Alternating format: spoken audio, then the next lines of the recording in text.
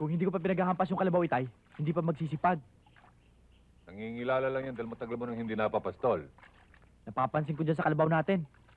Habang tumatanda, lalong tumitigas ang ulo. Katulad mo rin. Matigas ang ulo.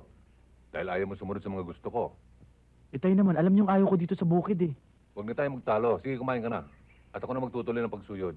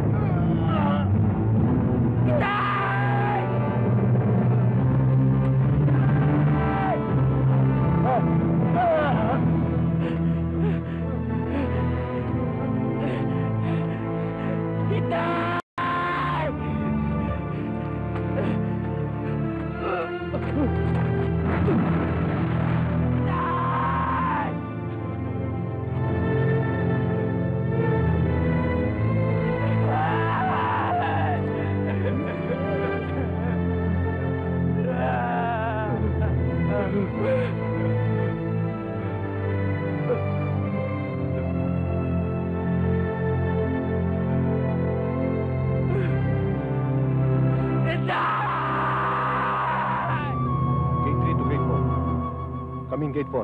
Right gate 3. Lumabas na ng bahay si Daniel.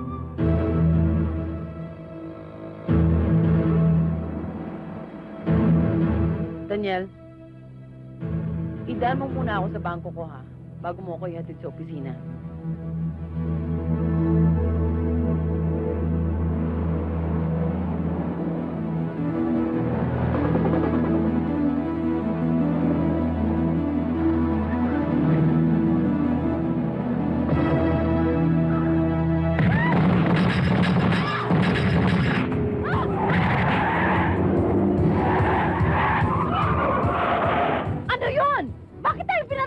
Ewan ko ba, ma'am, bakit kayo binubuntot ng malas? Baka may balat. Ano? Ako pa sinisi mo?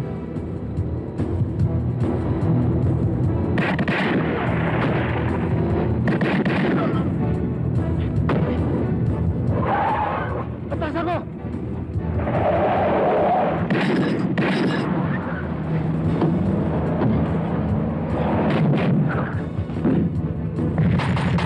Ikot na!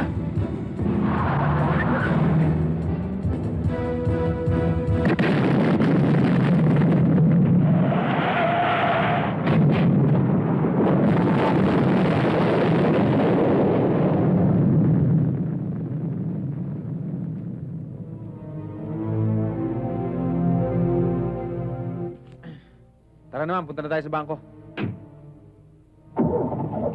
Anong bangko? Pagkatapos mo makipag-jerat lahat, halos patay mo ako sa nervyos. Ngayon pa tayo pupunta ng bangko? Ibalik mo ako sa bahay. Hoy, Rambo, ha?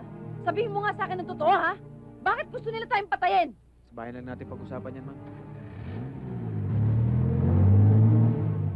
Kahit anong negosyo, maliit man o malaki, hindi lahat ng tao ay kakampi mo. Ganyan talaga ang negosyo. Legal ang mga negosyo natin. At wala akong alam na dahilan para magkaroon ng matinding galit sa iyong isang tao to the point of killing you, Dad. Mabuti na lang at hindi ko kayo kasama. Nagpapasalamat na lamang ako at walang nangyari sa'yo. Pero wala akong nalalamang mga taong inagrabyado ko. Ayan si Daniel. Siya makapagpapatunay. Marami na ingit sa atin sa negosyo ko. Sa mga alam kong hindi nila nalalaman. Kalimutan na natin ang mga nangyari. Malang araw masasanay ka na rin dito. Huwag ka maglala. Paimbestigahan ko ang mga nangyari. Magpahinga ka na. Sige na.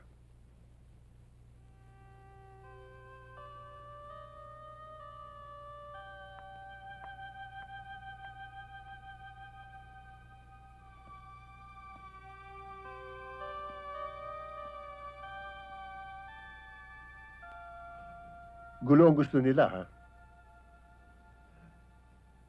Gulo ibibigay natin sa kanila. Sigurado may nakahanda si Don Gonzalo para sa atin. Lalo muna tayo habang nagpaplano tayo kung paano papatayin yung hayop na yun. Dapat lang, Kuya Saldi. Magmula nung mapatay ng Don Gonzalo na yun ang papa natin, isa-isa na nawawala mga kliyente natin. Pati negosyo natin bumabagsak na.